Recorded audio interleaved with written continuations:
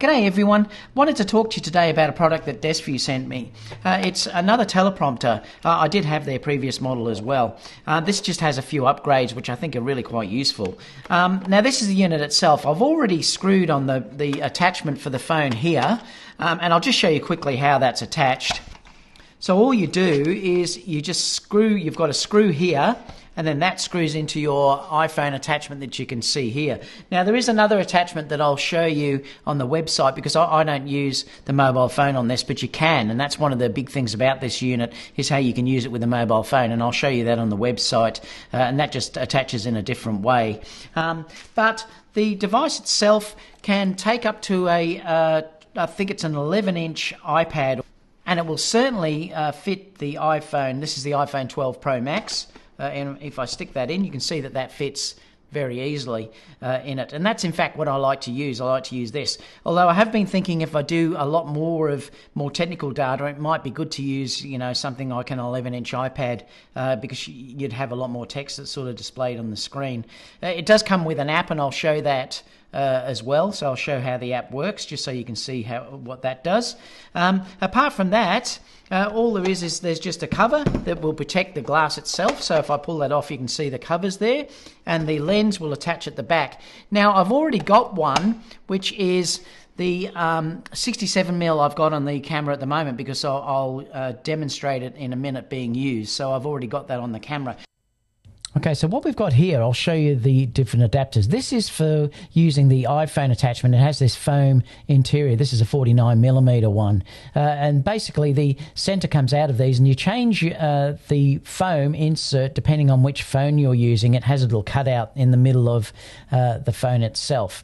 And you can sort of see that in the center there. That will then just pull out and you'd have that shape. So depending on what type of camera you have, you use the shape that you need. And there's a number of these to suit whatever manufacturer you'd like to actually stick on with your phone, but I'll show that on the website later.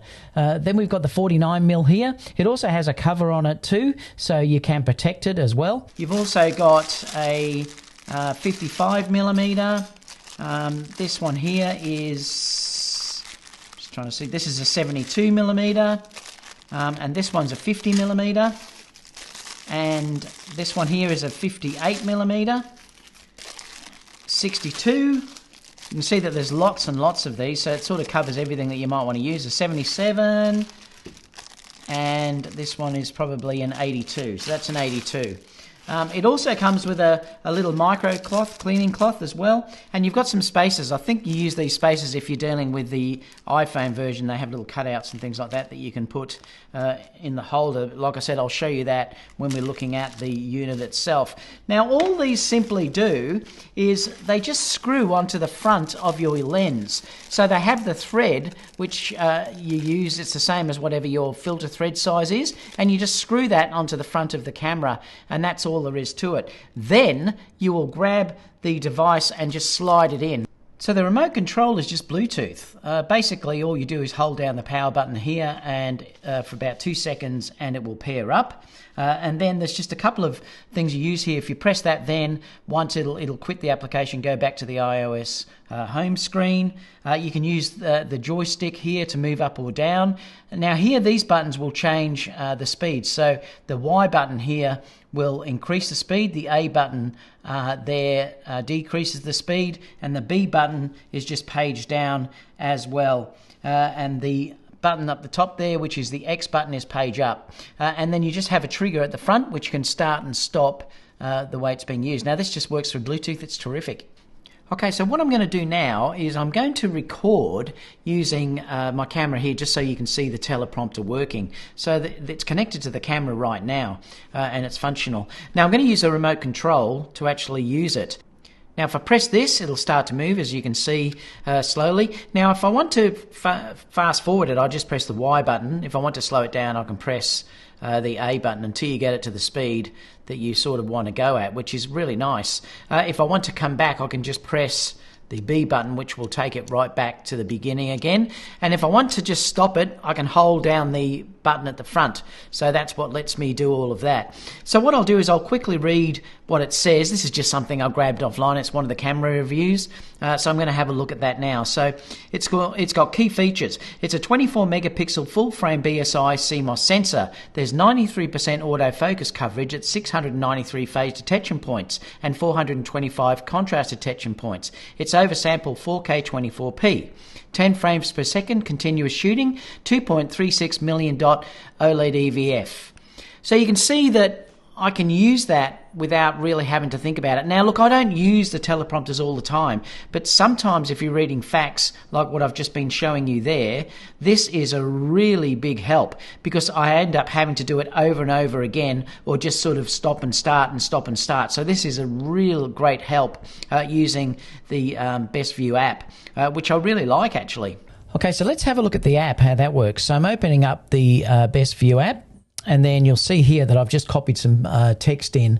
I just copied and pasted it from a website just so I could have something to read. Now, at the moment, it's on a black background, but you can do lots of different things. You can just press play here and you'll see that it'll start to go through. You can just stop it manually and bring it back. If you click onto the little lines down the bottom right-hand corner there, it gives you the options that you'll use.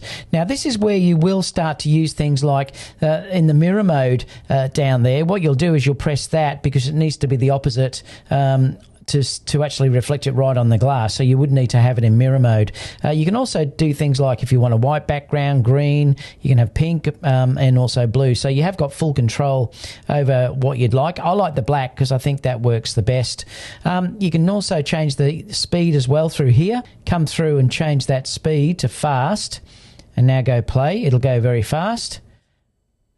If I go back in again and then make it a lot slower by bringing that down and now play it, you'll see it'll be a lot slower. So you just have to sort of set it to your own rate, or you can use the remote control, obviously, if you wanted to do it that way. Apart from that, there's really not much else there. You can move the fonts larger and smaller by clicking on these and just determine how big it'll be in the screen, so you can do that as well. So the app's very, very simple to use and you really can't go wrong with it.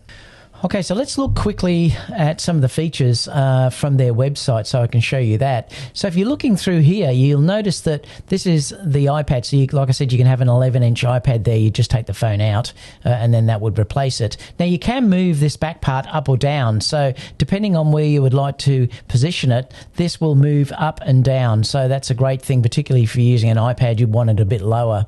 Let's look at some of the other features because I do want to show you the phone attachment as well. It will tell you here that it supports under 11 inches. So I'm not sure if it will fit 11 or if it's under 11. I'm not quite sure, but I would lead to believe that it would take an 11-inch iPad. If we keep coming down, I wanted to show you the mobile phone because the mobile phone is really cool. You'll see here how it attaches. So it attaches at the back. So it uses that other stand that I had, and then you attach it by using this device at the back, and it has the camera pointing through the hole that was part of this as well. Like I said, I won't be doing this, but if you were just a vlogger or something like that and you only had an iPhone as your camera, yes, you can still use this. You'd obviously need a second phone or an iPad or something like that on the other side there to have the text running, but it certainly works. The other thing too is that it does have cold shoe mounts on it as well. I'm just trying to see if it shows that anywhere. Yeah, it does here. So you can see that you can mount lights and things like that on the cold shoe mounts through here as well. So really, look, that's all that I wanted to show you at this stage. So let me just switch back to me.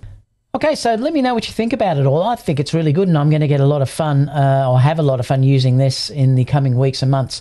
Thank you so much, Pergear and Desview, for letting me have the opportunity to try this out.